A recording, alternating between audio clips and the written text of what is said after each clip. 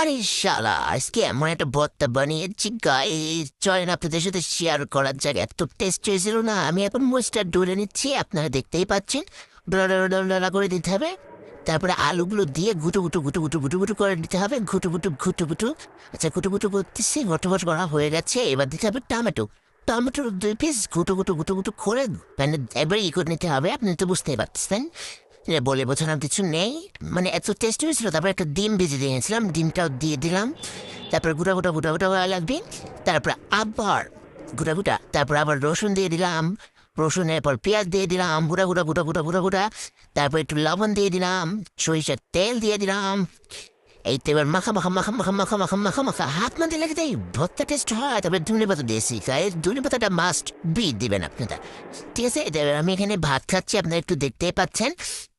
দেখেন এত টেস্টি হয়েছিল, আমি পুরো মানে একবারে আমি সবটুকু খেয়ে ফেলছি। আপনাদের কি বলবো, শালার তো স্বাদ হয়েছিল গাইজ, আমি আপনাদের কাছে কি বলবো। আপনারা দেখতেই পাচ্ছেন যে আমি কিভাবে খাইতেছি। আপনি দেখতেই পাচ্ছেন। হ্যাঁ, আপনার ছাদে থাকুন আমার, আমি খাচ্ছি আর এবার আপনারা দেখেন। আপনাদের লাল পড়তেছে আমি জানি, তবে আপনি যদি খেতে ইচ্ছে করে আপনারা বানিয়ে খেতে পারেন। অনেক টেস্ট হয়েছিল।